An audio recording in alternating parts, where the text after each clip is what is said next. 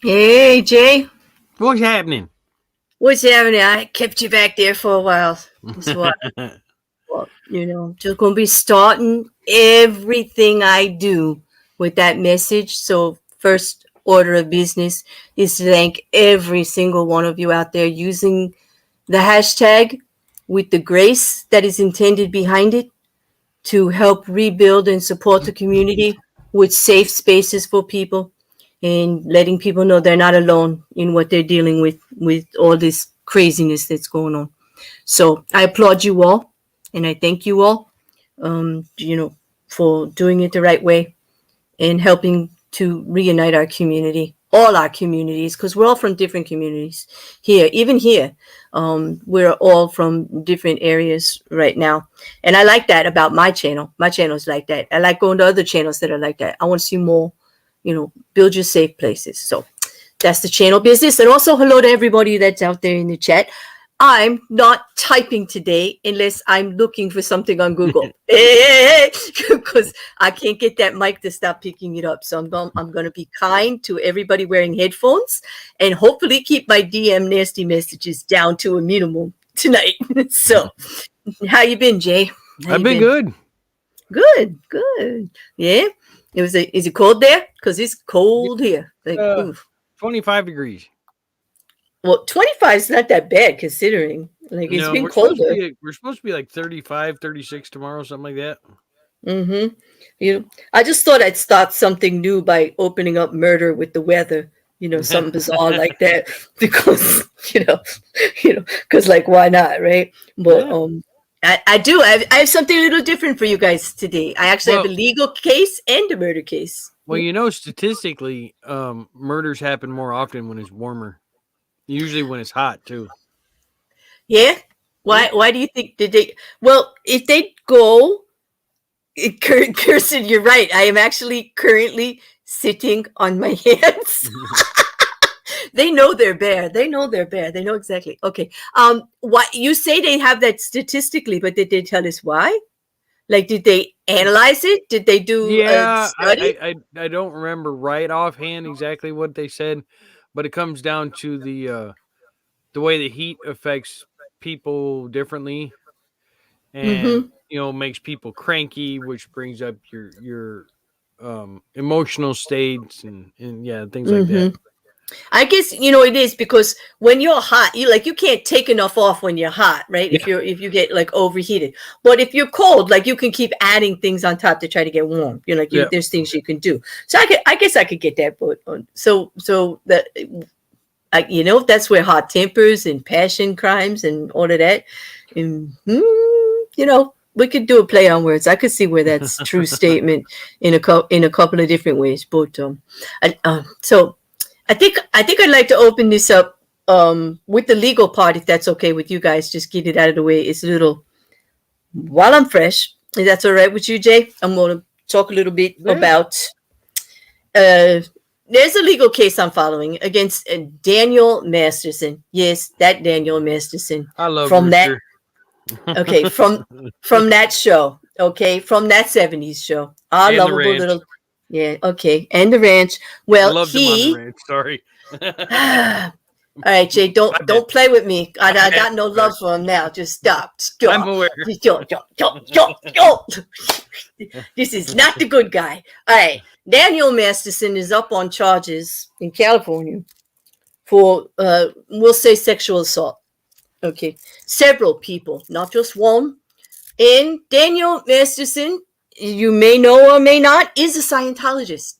And this is a big problem for the legal system because when they first tried to, and they tried for quite a while to serve a warrant and get charges on Daniel Masterson because they knew the story.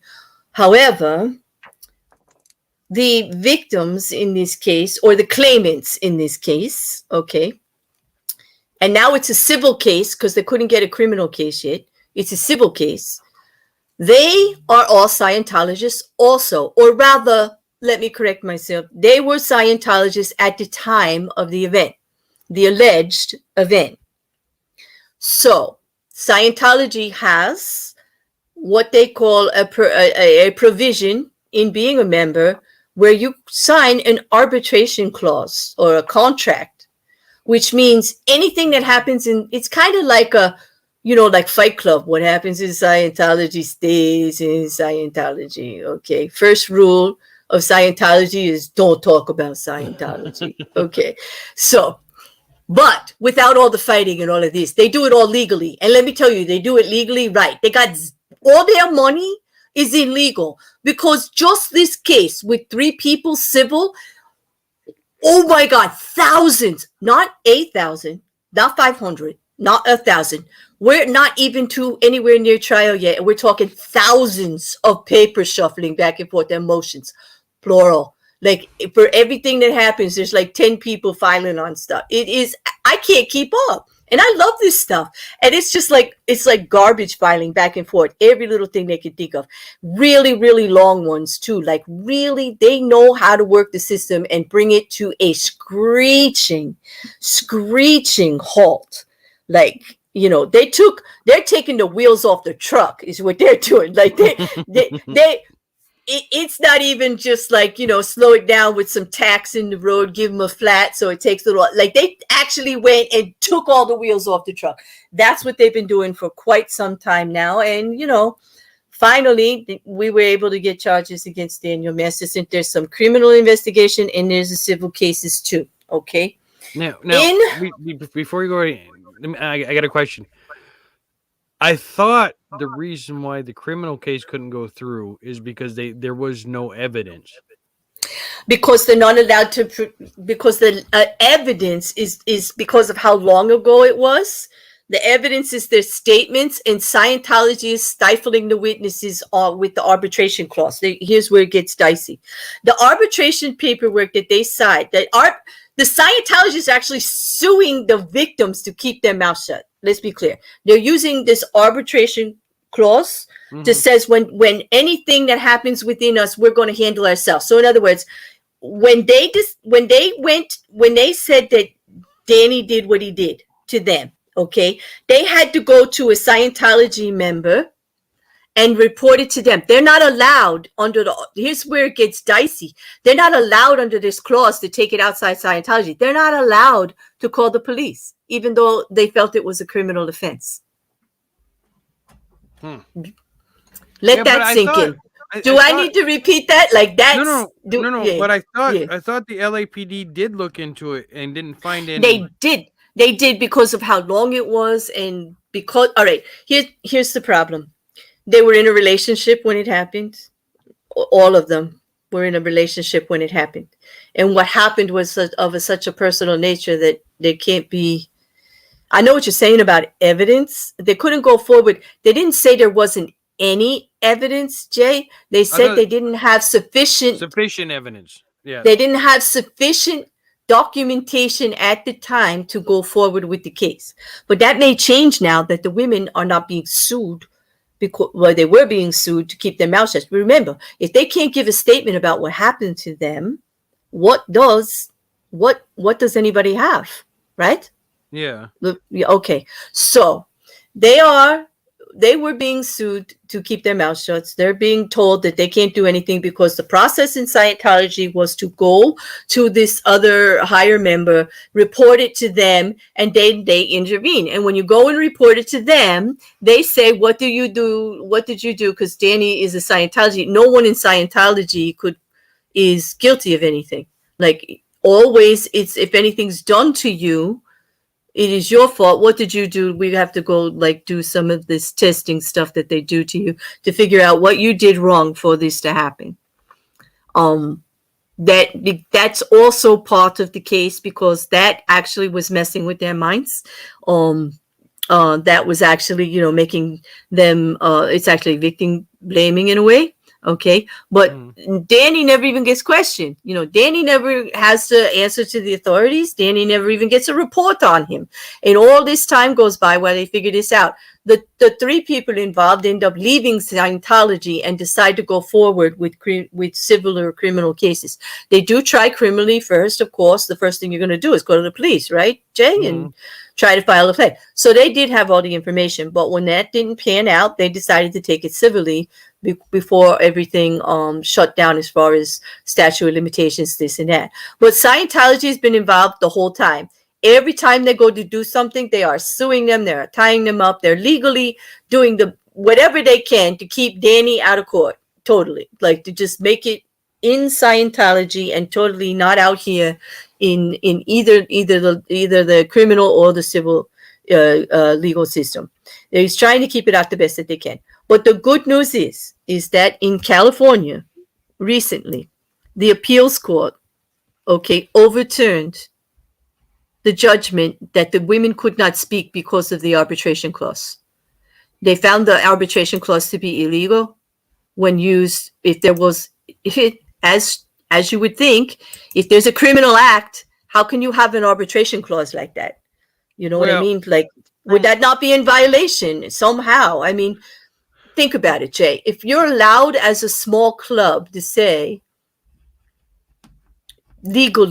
trying to legally bind someone from reporting a crime, how is that legal? How do you legally bind someone from reporting a crime? Well, now, from what I understand here, though, in this article that I had sent you and we had talked about, they are only allowed to go against file for the harassment, not the actual sexual assault case. Not the sexual assault case now, but now they're allowed to start talking about what happened. About the harassment after they left Scientology. That was my understanding. All right. Wait, because the other part is still being heard. They're still going. They have to find more to go into that. But here's the thing: this is the legal part. They're trying to jiggle at that because the law has not kept up with this kind of this kind of stuff. You're trying to figure out how could it possibly be legal to bind someone from reporting something legal. Do you know what I mean? Now, it was very easy for them to say, once they're out of Scientology, we could just destroy this contract. Okay. Yeah. All right. Now they're still battling about the contract. That part they're still battling on. So you are right that only part of it is being moved forward. Only part of it. The harassment afterwards, which is the largest part of the civil case. Okay. The harassment is the civil case. That is actually going to move forward like really much quicker. But they're still battling over whether this arbitration contract, because they're saying, well, everyone signs it willingly, so they have full knowledge, and they're trying, some of the stuff back and forth is going like, this is how the story goes. Okay, so we went and we told them, and then they did this. They said, okay, well, you followed the arbitration clause and you did what you did. So you did report it. You reported it to a higher up. And so then the higher up didn't do anything about it, because the higher up is now saying there's nothing there. It was not like when they told me, it really wasn't like what they're saying now. Mm-hmm. And so they're having a hard time putting the evidence together that it was actually a crime that they were trying to commit. Do you know what I mean? Mm-hmm. Mm-hmm. He is just saying these are like two separate things. There's a criminal case and there's a civil case. The civil case is mostly the harassment, and he is facing criminal charges, but it's not moving forward very quickly. There is a lot of stalls there because they had trouble. They did finally charge him, Jay, last year. After, they said they didn't have enough evidence. They did finally charge him last year. Whether or not it continued, they are doing everything they can to keep it from going forward. I'll tell you that. Everything that they can. The last stuff that I saw, it was like at least 372 filings. Yeah, people, I'm 372 filings behind in this case, and that's only like a month. Yeah. Now, obviously you're into this more than I am. These are coming from allegations from 2001, right? Yes, they are. So there's also, they also have to prove some kind of oppression from filing. You know what I mean? That's where the case actually, gets really dicey, because if they did anything to keep them from filing, they can't do the statute of limitations. Do you understand? Yeah, because right now, because I'm looking at the Gimel law out of California, and the statute of limitations on sexual assault is only 3 to 10 years. It is, but there are all these different clauses to it, Jay. If someone oppressed you from filing, if there was a reason why you couldn't file, okay, they can fight that, and a judge can actually say, okay. I will lift it. So that's what they're doing. Okay. Yeah. So if they had this, so here, this is the way I'm looking at the legal side of it there. So an arbitration clause that keeps you from calling the police about your assault, is that not keeping you from, is that not a good reason for why you didn't file within the time frame? Say that again. Okay. For the statute limitations says 3 years. Okay. They were in Scientology all that time. The arbitration contract that they signed, which said, I can't call the police no matter what Danny does to me, allegedly. Did that not? Isn't that oppression? Like, isn't that keeping them from filing? Like that should be an exception to the statute of limitations. They bound them. Yeah. They said they couldn't talk. And this is where my limited knowledge of the actual law stuff comes in. But from what it's sounding like, now I want to make this perfectly clear. I am not defending what Danny said. Okay. Right? Nope. I want everybody to understand that first and foremost. I'm trying to understand what's going on here. Sometimes in intelligent discourse, you have to take both sides. That doesn't mean you agree with anybody. Yeah, so let's just make that clear. Okay. What I'm trying to understand here, though, is if they sign the clause and then they sign the arbitration thing, that everything that happens while they're in Scientology can only be handled within Scientology, cannot be, handled outside. and they signed that paperwork, I Mm-hmm. don't see how that they could legally get that turned over outside of Scientology. Do you see what I'm saying? Because it's a legal binding agreement. Okay, it is inside Scientology, and I understand that. But then you're actually going to support the argument that you can make a legal document that says you cannot report a crime? No, that's not what I'm saying. I'm trying to understand. Is that what they're trying to say? Is That's what they're trying to say? Yes, that they want to. They're purporting that they've got an airtight legal document that no matter what happened in Scientology, you couldn't do anything, including a crime. And that's where the issue is, because it's a crime. They are claiming a crime was committed, and Scientology saying, well, you can't do them. You have to do what we say about it and not anything else. Okay. And they kind of like with their process. Now, they didn't tie them up. They didn't gag them. They didn't take all their phones away. Okay. But what they did do is put them in a process of waiting and letters and what they do in Scientology to where they did not get to report it to the police. It was somebody else's responsibility to do that, and it never happened because it never was going to happen. You understand what I mean? So it's like a little game going on here, which is why they're having so much trouble in the legal system the way it exists. In my opinion, remember, not a lawyer, not a paralawyer, not a paralegal, not anything. I haven't even been sued yet, but I should say allegedly. But that is where they're having so much trouble proving, because there is a process to go through, like who was supposed to do it, like when did they actually know a crime was committed, who would have been responsible for committing that crime, because the one who knows the crime or who is alleging the crime is committed, what are the people that it happened to, and they're being held back from doing it by following this process. Do you see how messy? You see how messy? And so you see how they're able to keep doing all these filings, and to try to keep it, going and going and going.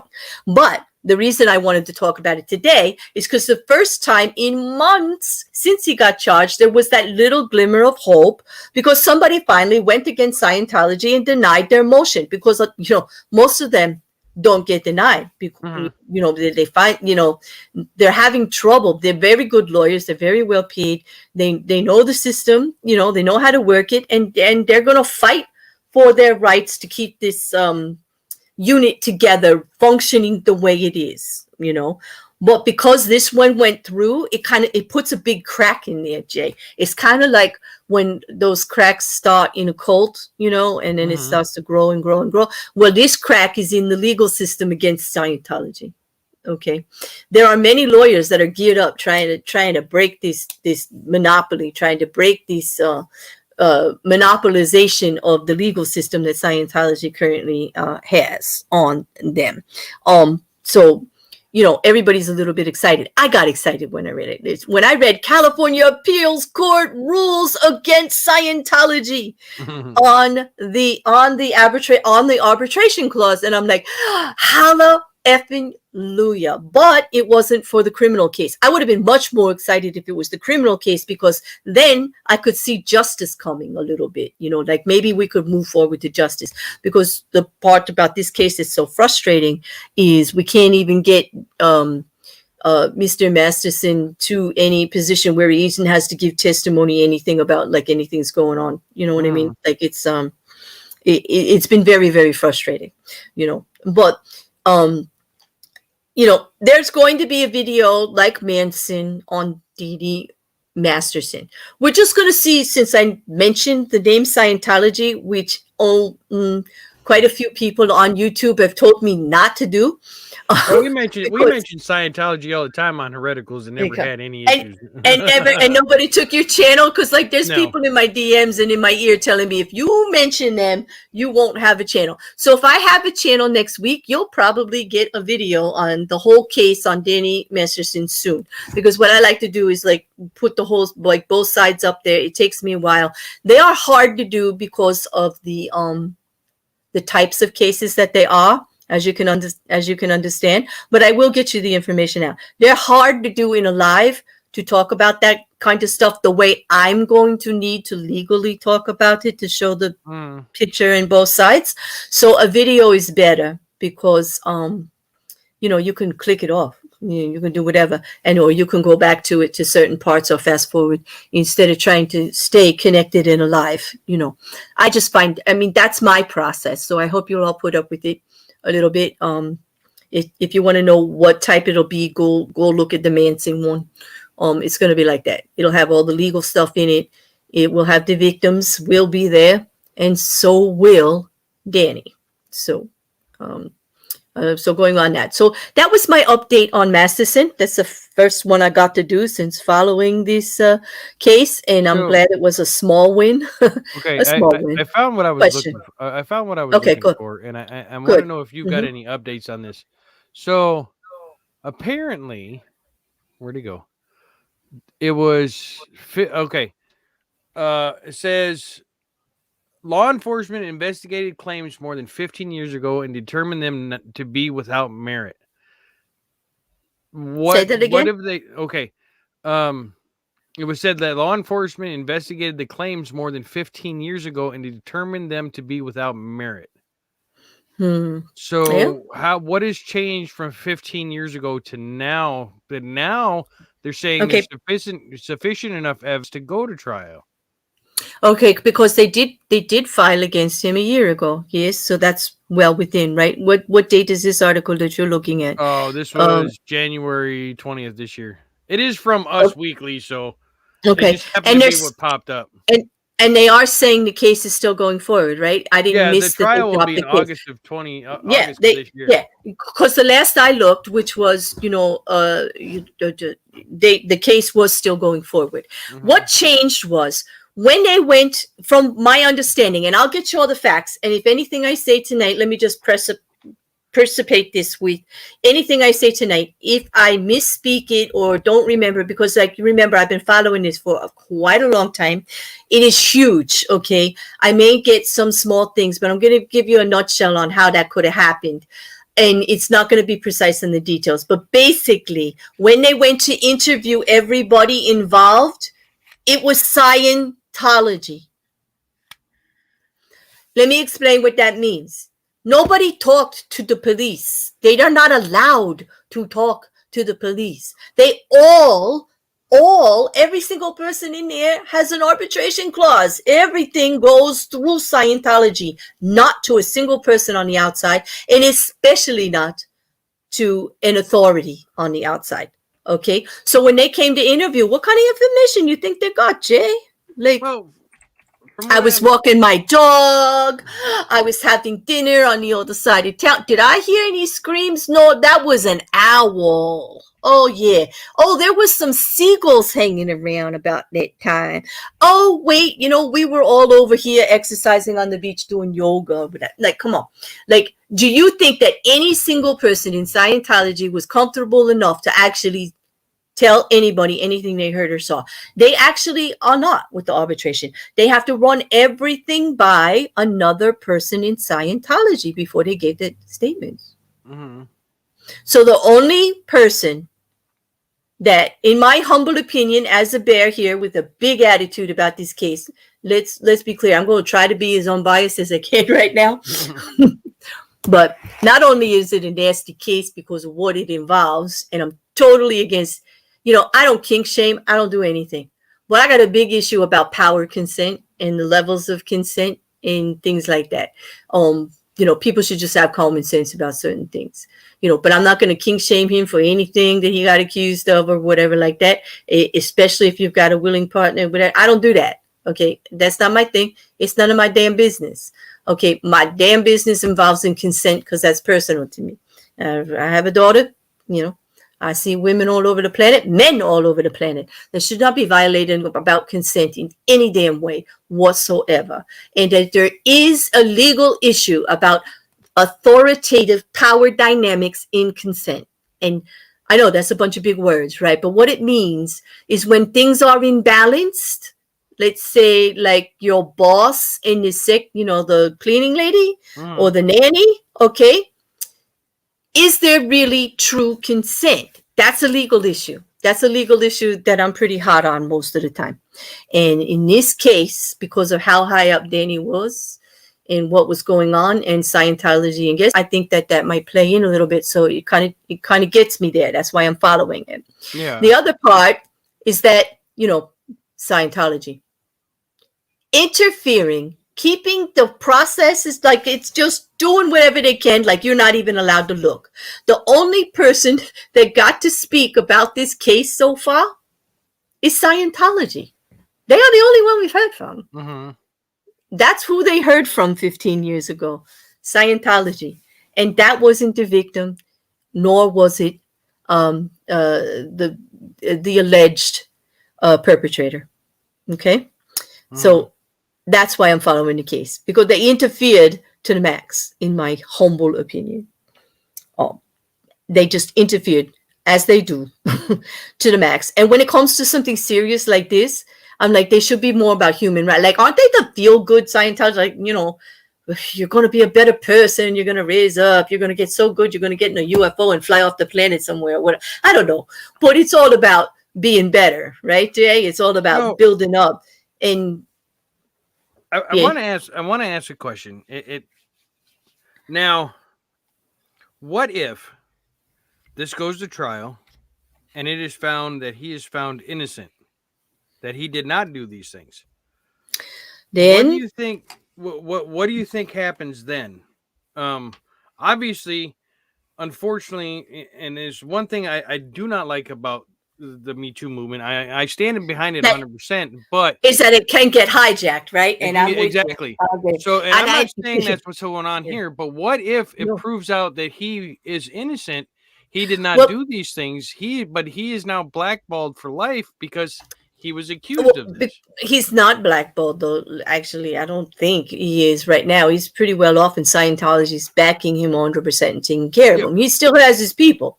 He may not have his acting career in Hollywood. Then he does what Johnny Depp does, which I'm covering tomorrow, people, at 10 o'clock. Right here, back here. We're going to beat up Amber Heard. What? Plug your show. But have you not met me? I am a damn YouTuber. Like, I am. Like, the bear here, like, on YouTube. Yeah, that's what we do. No, I am very vehemently against the hijacking of movements that are supposed to be doing good for personal vendetta reasons. And then in that case, here's what I hope would happen. I would hope that the people who did it get sued for defamation the same way that Johnny is suing Amber. Okay. And I hope also, though, that the legal precedence against Scientology stands. That won't get reversed. Those legal proceedings will stand. Yeah. So as long as I see some legal progression, towards this big monstrous paper mongering, stomping through the legal system like they own it. Yeah. Scientology, I still may be a little okay. I want justice for anyone that anything happened to.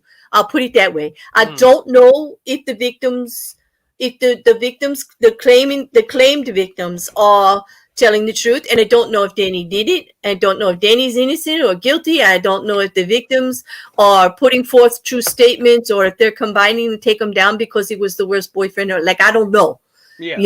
Because I haven't seen the legal proceedings, because Scientology keeps blocking us even from that, Well, because there is a question out there, and that I don't know for sure, and like I said, I just happened to see it when I was just scrolling through some stuff, looking that it sounds like this is all a money grab, because they are suing for money. They're not suing for damages, and they're not they're suing for damages, but they're not suing for a criminal. Is only even in the rape allegation, assault allegations, was all about money. I know. Back up. That's what it's a civil case. I know it's a civil case, right? Yeah. Okay. What else can you sue for in a civil case, Jay? That's not what I meant. I understand that in the civil case, the sexual assault allegations, though, they said they were suing for money then also. Now I don't know if that was true. It's just something I just read. But like I said, it was on Us Weekly, so you only take that with a grain of salt. It is Us. That's not one of my sources. I mean, I do read it. It is entertaining. I do read it. But I'm just saying, But what other choices do they have? The same thing is happening in the Manson case. Okay, all right. Here's the thing: they do have to get they have to put something on it because they do have to get their court fees. They do have to get their lawyer fees. Otherwise, when they sue, if they don't win anything, they're stuck with everything. Yeah. And what kind of a hollow win? I had to lose everything I have just to prove that somebody did me wrong. Okay. Yeah. So unfortunately, I can understand why there are numbers assigned to these things because of how our justice system is working right now in civil and criminal, and and especially with cases of some type of violation, some type of abuse with adults has not reached the mentality that it has for kids or people where they actually understand that there was some kind of PTSD going there was some kind of mental thing there going, they're not going to remember everything till later, and they need a longer period of when they can file. Okay. It's not there yet for regular assault victims. It should be for a violent traumatic event. It really should, because it takes you a long time to deal with it. It may take you years. It may take you 3 years. And to be penalized for justice because you can't deal with something that happened to you, I think that has to be adjusted somehow. I'm not saying all of them. From what I read earlier, in the that Grimley Law thing I was looking at, that's a better source. If I was looking up statute of limitations, and if it was an assault against a child, they have 26 years. Yes, you see what I mean? See? Yeah, they have 26 years if they're a child. If they're an adult, you get 3 to 10, depending on the severity of the assault. And right, if there is severity, they will give you up to 10, but it has to go through court for them to decide whether they can. You see? The bare nose are legal statutes. I'm just, like I said, I'm just confused at the statute limit. And like I said, I'm not trying to defend this. I'm trying to understand this. And it doesn't have to be this case. It can be whatever case. The statute of limitations are over. How are they still going through a criminal trial? Because they can still, because the statute says that, if there is enough trauma and they can prove, especially in this case, arbitration clause, I wasn't allowed to call the police, Jay. That's all the defense I need. I understand. I get that. Did they rule that? They haven't ruled on that. They haven't ruled on that yet.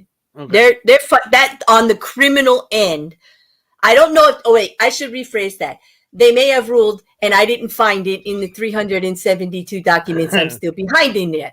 I will look, but as far as I have read, that part has not been ruled. Only on the civil part over here has been ruled that they can go forward and they can talk and they can do whatever they want. Okay, but not over here on the criminal part yet. I have not seen that with my own little bare eyes, so I'm not going to say it, but it could be true. But I haven't seen it yet. And we will, like I said, it's coming. I just want to talk about the little win because I was excited and I didn't know that Jay was going to grill me, and I wasn't ready. But I think I'm doing okay. I think I'm. What do you guys think? Am I giving them the info? Am I giving you the information you need, Jay, to be at least somewhat satisfied? Yeah, like I said, I just told Just saying. I said I'm just trying to understand. I'm not trying to cover for anybody. I'm just trying to understand. No, that's right. Because I don't look into that part of cases. I look into the personal case, the personal aspects of the cases. Exactly. So when it comes to this legal stuff, I'm kind of going, I don't understand. It is just saying, and I don't think just saying is actually common for you, Jay. I think you're feeling a little guilty. No. I understand that. I just, I don't understand they're not coming. It's just I want to make that clear because I do not want anybody to think that I am trying to stand up for Danny. Regardless of their name, murder minions are pretty reasonable people. I'm telling you, they get it. They know you're not doing that, Jay. They actually know the stuff we have to talk about. We both have to say the stuff back and forth to make it look like we're actually on that argument when we're not. Like they know we're both compassionate, understanding, we're not for any of that harm for anybody anywhere. Yeah, we know. A thing with that too is I can look at somebody and looking at their body of work and enjoy enjoy their body of work and not like the person. So when I say I really enjoy him on the ranch, I enjoy the character Rooster on the ranch. And you more than likely developed that opinion before you knew any of this happened. Exactly.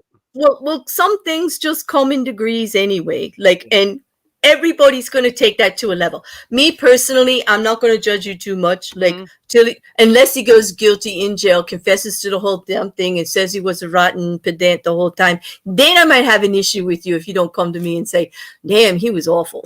No, but I will you 100%. You could still love his work because that was his work, like there are books written by people, there are artists, there are this, that, the other thing. I get it, and when it comes to creative process and everything, there's the personal, there's there's the man, and then there is the art, right? Over here. Okay. Like, and so, Gina Carano, I love everything she's done. I loved her MMA fighting. I've loved her, all her days back in American Gladiators and her movies and stuff. Right. She was great in The Mandalorian. I don't agree with her politics or her stand on anything, but I'll be damned. I'm not going to let that stand in the way of enjoying something that, somebody, Bill Cosby's another one. I enjoyed the Cosby Show and I enjoyed his stand-up. What he did was horrible and irresponsible and downright just evil. But I can still go, I enjoyed the Cosby Show. I enjoyed his stand-up. I thought that was some of the funniest stuff I've ever heard. His Jello pudding ass, his Fat Albert. Yeah, come on. I get it. But do you actually, that's it. There's a difference. The man and the art. That media art is going to be out there forever. And the story is tagged to it behind it, but you don't necessarily see it when you're watching like that stuff. But everybody has their lines. Networks are going to pull it because of advertising, and people are going to refuse to watch it, and they can, because if that is your boundary, put it there. Do it. You have that right. Do it. Everybody's going to have it a little different. Everybody's going to be a little more. And that is something I've always said. You don't have to like the person to enjoy what they do. I mean, because like they said, there's a lot of horrible stuff out there, but there's a lot of good stuff done by horrible people. When I was younger, there were like horrible comedians that, like, as a person, I couldn't stand them, but when they did their stick on stage as that person, see, the problem was they were same person off as they were on. It was Andrew Dice Clay. Oh, I love me some Dice. Oh God, but you don't understand. Like, here we know about him here. Okay, he is that guy off stage. That ain't cool. Yeah. That ain't cool. He a fucking dick. Oh, never mind. Anyways, we need to move on.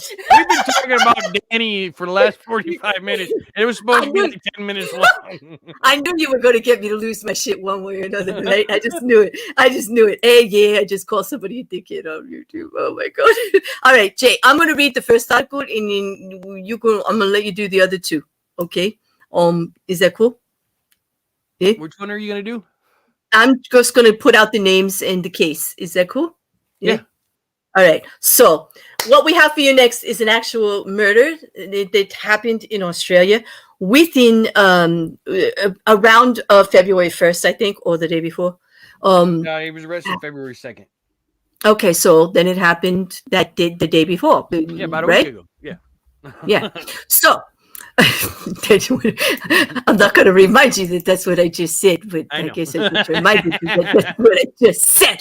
Anyway, Meraj Zafar, and I hope I'm saying that right. It's Meraj, so it's Meraj Zafar, front Sydney court charged with Armina Hayat's murder. This is a 20-year-old man accused of murdering his 19-year-old partner after she had been found dead in a bath of acid, and has appeared in court for the first time. He appeared in court on February 1st. So the man accused of murdering 19-year-old woman who was found dead in a bathtub filled with acid in their Western Sydney apartment has had his case adjourned. Armina Hayat's body was discovered in the unit she shared with Meraj Zafar on Pennant Hills Road in North Parramatta about 4:30 on Sunday after her family called police concerned about her welfare.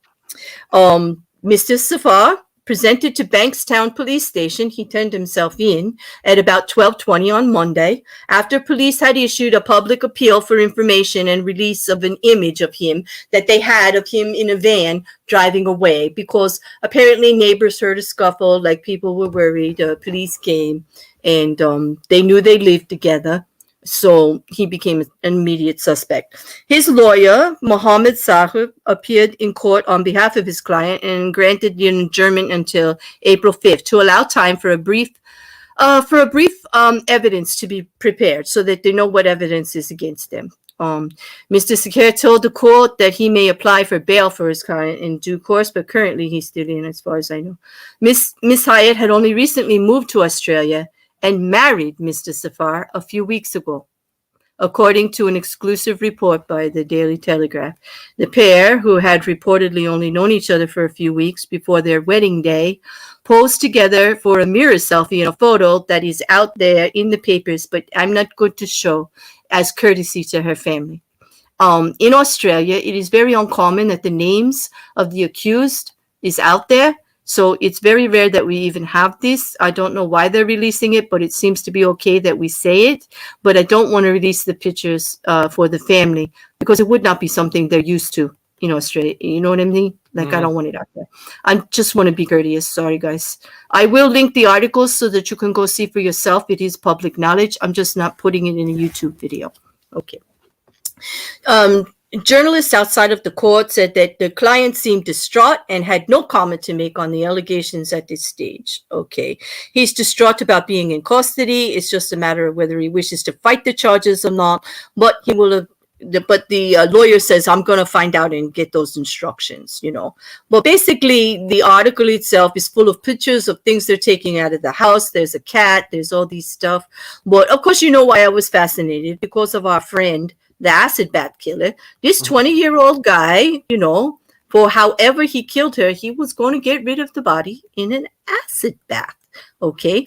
Mr. Zafar presented to the police after officers released an image of him in the truck he was believed to have been driving after Ms. Hyatt's body was found at the apartment. The truck was seized in Greenacre on Monday and would undergo a forensic examination. NSW Police Superintendent Julie Woon said officers had forced entry to the unit and found Ms. Hyatt's body in the bathroom.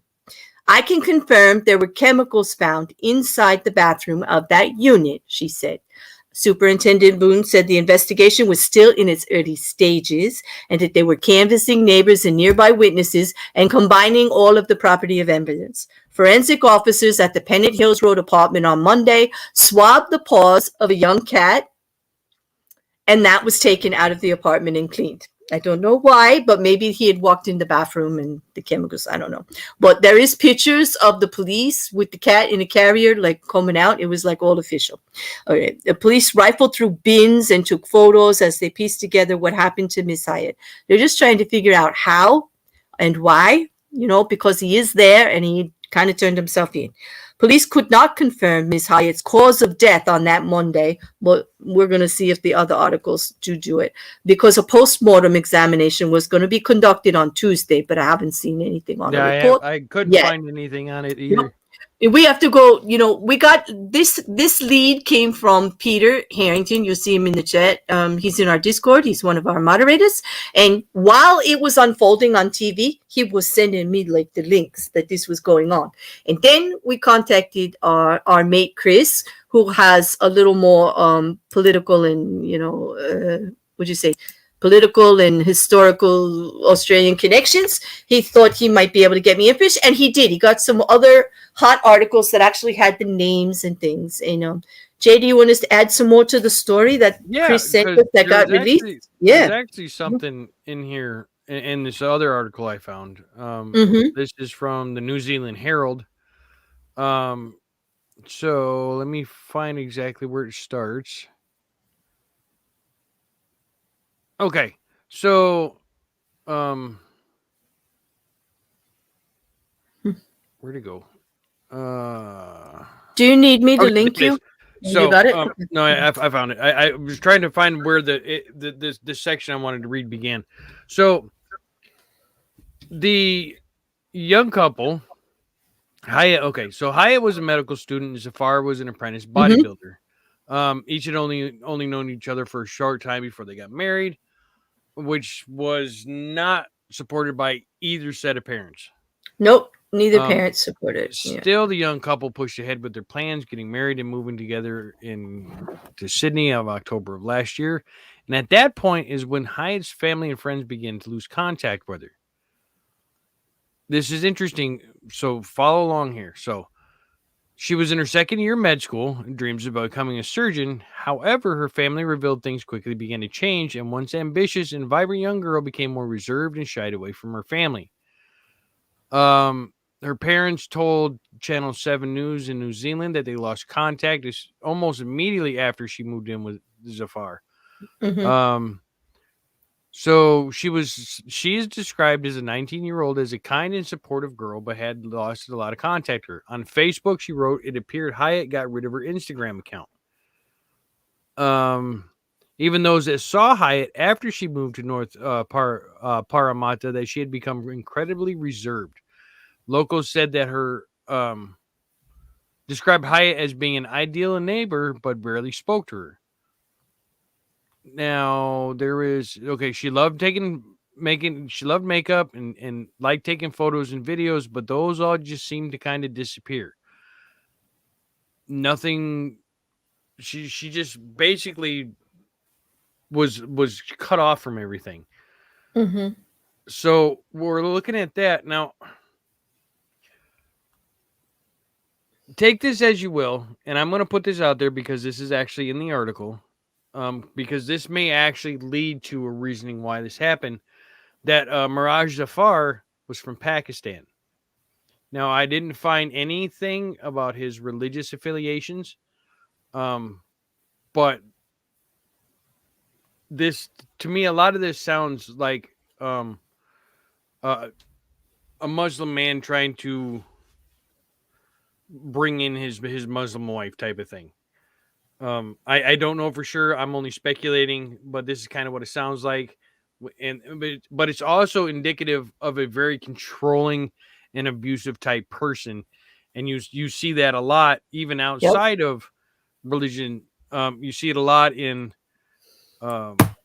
especially in the United States. You see that a lot in the southern states where the man is law.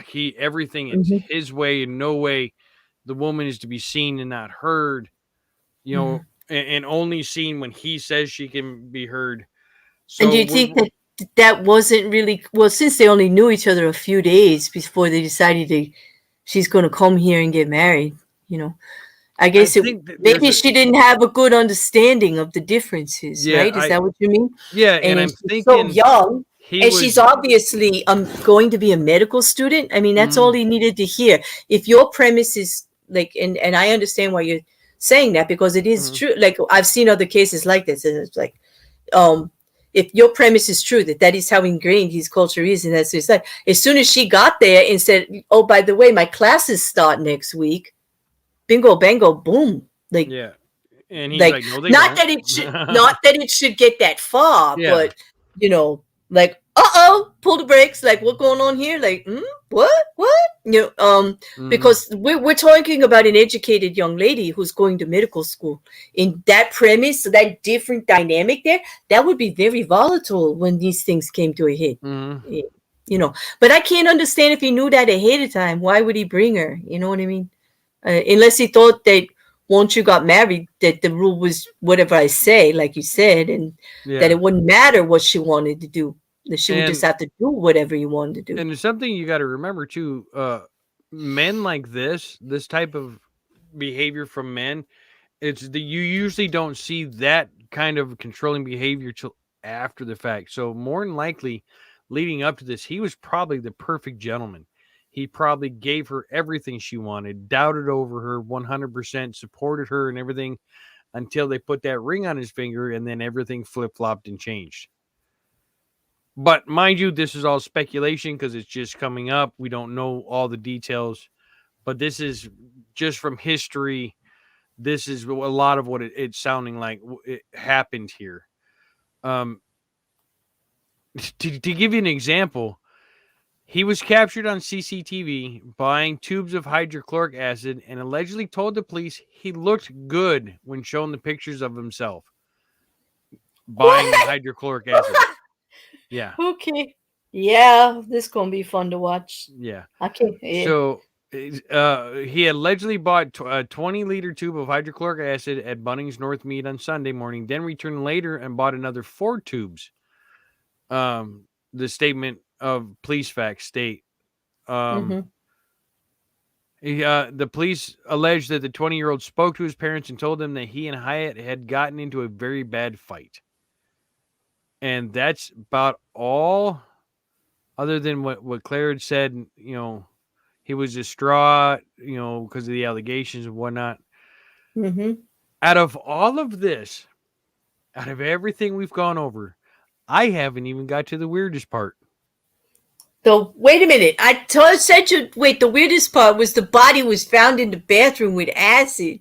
Wait, there's more weird. There's more weird. Not weird. To me, that's not weird. No. Oh, that's right. Text messages. That's right. Oh yeah. Oh yeah. The text messages. They're gonna love this. And don't worry, I'm gonna link these 3 articles for you. You're gonna actually see in black and white. And I just don't, because of the differences.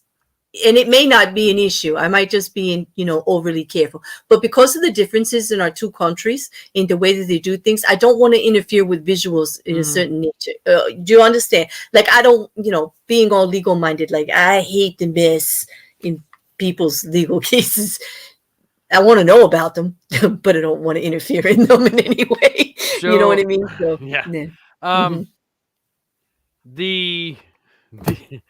So this is from he messaged a podcaster who is for legal reasons cannot be named, and this is from the article. I read this on a couple different articles. So legally, the podcaster can't be named without permission, and he did not give permission.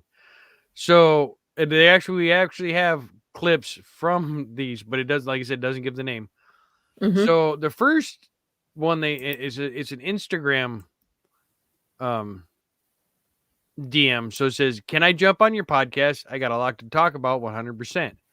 And the podcast gentleman comes back with some question marks, and Mirage comes back with, "I just watched your podcast. I thought I'd jump on." The response is, "We're bringing someone weekly, but we need good questions." Well, I got a lot of questions. A little bit later, it doesn't. Let's see. That was February 20th. On February 21st, the gentleman from the podcast said, "Just started again about a week ago." Mirage comes back with, "That's one of the things we can talk about on the podcast." Then he sends a photo. We don't know what it is. It just says photo. And then Mirage says, "So am I coming on the podcast?" The response back is only if can, and then it's blanked out. So I'm guessing there's somebody's name. You need to find me someone. Mirage comes back with, "Bro, I'm serious." He goes, "Me too. I got a lot to talk about." The guy says, "LOL." They think. Wait a minute. Yeah, tell me what they think. I know what I'm thinking. Tell me what they think. This is what. So I'm sorry. There was a part I meant they cut off on this one. So what it said is about just started again. He's referring to because Mirage had texted him on the 21st saying, "Do you still train?" And that's when the guy said just started again about a week ago. So there's kind of some weird. He is a body trainer. I mean, they say that's what he does. The amateur bodybuilder. It's just I'm not understanding what these text messages had anything to do with him killing his wife. All it does is show a series of bizarre texts and him pestering a podcaster. Okay. Oh my goodness. Why are they showing them? That just tells you how it's like. Yeah. Okay, so let me just put this up. Bella Marie says it's rumored that he got really jealous about her studies, and he has changed after they got married. He became very controlling, and he hit her. That would be a good theory. That's kind of what Jay was like talking about. I kind of think, like, we don't know, but we're gonna, we have the names now, so we're gonna do the best that we can. It is very likely that the names will be removed from the newspapers, and we won't get any updates until the case is closed. But we're gonna try. We're gonna do the best we can. Oh, unfiltered. Probably wanted to break her in after he figured her out.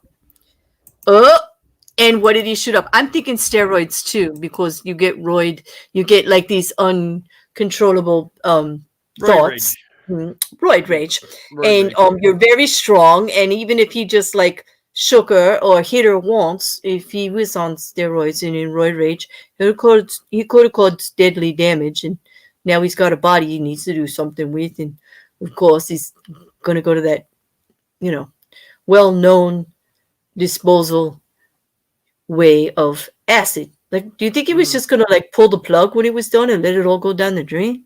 He wouldn't be the first one to do it. Yeah, there you go. We're gonna be talking about that flummer, aren't we? You have a fascination with people in acid baths. I I did not have this fascination until you all introduced me to the acid bath killer. Remember, I did not know who that man was. You murder minions, you're gonna have to take some credit for doing this to the bear, because right now, and it wasn't me. Somebody sent this to me. I didn't go looking for it. I assure you, my Google search is clean. Not once you're gonna find acid bath killing in there at all, and maybe some other weird things, but not acid bath killing. It's like I'm not if no, not at all, not at all. So yeah, so that was our hour. You got more? Dan, you want to talk more about this guy? I think we got this guy. There's not. We've covered just about everything here. I was just scrolling through to make sure there wasn't anything we missed. But yeah, there was. I said I don't understand why, because this isn't the only article he talked about these text messages, and I'm not seeing any correlation with these text messages and what happened with his wife. So I don't understand why these keep coming in. So I'm wondering if there's more in the text messages that they didn't release because they can't because of criminal charges, and they're just giving you that little bitty taste of, hey, this is what's coming up type of thing. It's like, I want to look for always grateful. So okay, here you go. She said, beyond the control, my thoughts were how people said he was unrecognizable physically. So I thought roid rage. Yup. She did. She calls it often before we even say it. And they're reminding us, Coconut's reminding us that always said that well before we even brought that up. So, of course, thank you for your contribution. Always thank you for your contribution, because you're always giving us these great leads, just like many of you murder minions in there. We absolutely love. We're getting that Discord together. We haven't done anything in there yet, but I see some of you signing up with Discord links and getting used to just looking around in the server and stuff, so that when we start doing group calls and discussing things in the chat, you'll be ready. So anyone that is a murder minion and you're here regularly, then here's the rules. If you're a one-timer, I'm probably going to vet you. Don't be upset if you don't get in right away. But if you've been here for a while, I'm gonna open the Discord for the murder minions. I'll sign you a role and give you a place in the Discord to hang out with all of us. Okay, so just hit my DMs, either Instagram or Twitter. Or if you can't do either of those, if you have access to email, my email is on the back of my channel on the About tab. That's where everything is, and everything's linked. Okay, and because then I can send you a Discord, my Discord ID to friend me, and we can start from there. So there are quite a few people in there that are new to Discord. So if you are also new to Discord, you won't be that alone. It's not like you're going to be odd man out or anything. We're all going to learn together. I've only known about Discord for a year. So, right. So Jay, you have anything else to add to what do we want to call him? Can we call him possible roid rage, or what do you want to call him? What are we going to call him? I like just Mirage. I think we're just going to call him Mirage. Is that how you say it? Mirage? Mirage. Yeah. Why do you say Z with a J at the end? I can't confirm this, but from what I understand, that's the way the J is pronounced in. It would make sense because of Taj, right? Yeah. Like in Taj Mahal. Yeah, in the Pakistan, India region, the J is like a J. So. I'm gonna go with you until someone who knows more tells me. I'm gonna go with Mirage, and this is what we're gonna call him, Mirage. So There we go. And the acid rage mirage. Okay, okay, Pickle, you got it. You got it. Acid rage mirage. Yeah, For the that's pretty good. mirage of acid. Yeah. I don't know. It could go on and on. I guess you all can decide by next time we cover it again, and we'll come up with a good one for that one. I like what Coconut said. Mirage. Sounds fitting since that's what he had portrayed to Hyatt was a mirage. Yes, yeah. It was. They both might have, because after all, it was only a few days. They're not saying that like they were married a few days. They said they met for a few days and then decided to get married. And she moved to a whole nother country for him. Like, it's a little scary, the situation. And I understand, I really kind of feel bad for the parents. We haven't even addressed that part, but we could talk about it again as it goes forward, because the parents on both sides, these are very young people in whose lives one is over, the other is destroyed, based on these. And the parents must be absolutely devastated about how fast this happened. I mean, they just met, so like, wow, just like,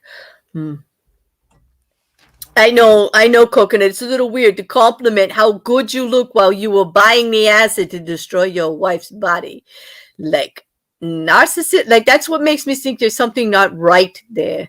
There's something, like, I don't know. I don't want to give him an out. Maybe he is just a pedant. Maybe he's just that freaky guy, that narcissistic. There's weirder killers than that.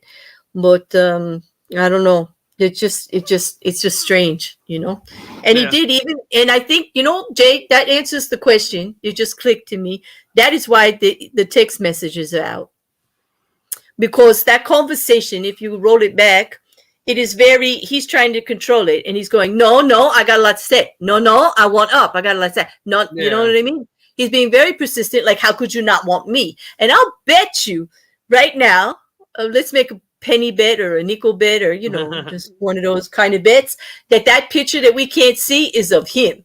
He's sending it. Hey, don't you want these hot bets up? Yeah, not necessarily, because the one thing I did leave out of that, because there was nothing substantiating it, was it had said that they exchanged pictures of attractive females to comment on. So they both sent each other. Okay, so then maybe it was his wife. Maybe it was a picture of his wife. But they said that there was no picture, but there was nothing to clarify that on what exactly that was. Yeah, but he does appear to be a little bit full of himself. There's no denying it. Yeah, it just a bit. So so I guess as it develops, if there is anything else, we will bring it forward. On that, Jay, what do you got coming up? Friday at 6 p.m. Will be the normal Thursday show, because I've got to close on Thursday work. So we're moving Thursday at 7 to Friday at 6. Yeah. And remind them what we're covering. Rodney Akala, the dating game killer. And thank you for the Rodney Akala information. I'm winking at you right here with my avatar that you can't see. Thank you very much, because I was just about to go research it and you sent me everything I need. And thank you for that. You are ace murder minion. I believe it was Shay. Hands up. If it wasn't Shay, I apologize, but I do believe it was Shay. I know Shay sent me to both of us video on it. Yeah, to both of us, right? Yeah, it's like good stuff in there. And to everybody else who contributes to the show by helping us with information, the more of us. I mean, that's why we opened the Discord, because we want you to have a place to put things and share things and talk about stuff, and just every once in a while just talk about a case freely, and get to know each other a little bit better, because this is like we've got our tribe now, and it's growing. So we're moving that. I've got to change it on the back of my community tab. I apologize. Whenever I put my schedule out, like I like on Sunday, everything changes. Like everything just changes from day to day. Well, but I can edit it, and it's not. No, it's okay that it changes, Jay, because we could still do it. Yeah, no. What I was going to ask was me and Chris had talked. I thought he was going to get a hold of you, but I don't think he did. Did he tell you about Wednesday? No, is that changing too? Yeah, we're going at 6 a.m. instead of 7:30. Huh? Well, at least I know now, and I can go in there and change it at the same time. Yeah. At least we're still doing it. Okay. Yeah, we're still doing it. We're just pushing it to 6 instead of 7:30. All right, but you guys owe me coffee, man. That's awful early. That's just awful damn early. But I don't mind. Yeah, I'm aware because I got to get up that damn early too. Mm-hmm, But for mm-hmm. Chris, it's late, so we try to Yeah, accommodate. yeah, we're trying. We want to, because it's summer over there, and we love Yeah. our mate as much as we bust on eights. But you know, And once being an asshole. daylight savings time runs back around, it'll be all fixed. Yeah, like half a year we get to act like normal people over there.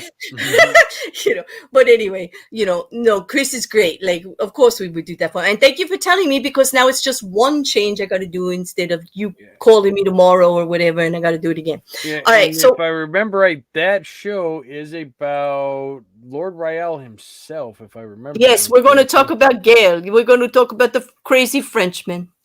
Yeah, well, the title just says looking at more Raelian claims. Mm-hmm. So. Okay. All right. So it's going to be the Raelians, which means it's going to involve free love, naked people, and aliens. The Bible. And that's it. And they seem to be happy about the whole thing, which is very odd to me. I haven't found anything terrible yet. It's like, I don't know. They seem very happy with what they believe. But that was funny when we did the translation. Bella says when you need to check your DMs, Twitter DMs. About the packet. I will. All right. And about this, and if we didn't report on it, it'll be on the next one. If we did already report on it, I will be putting links down there for everybody of what we discussed today, including the thing on Masterson. There's a short YouTube video that kind of explains it pretty succinct that I'll put there for you.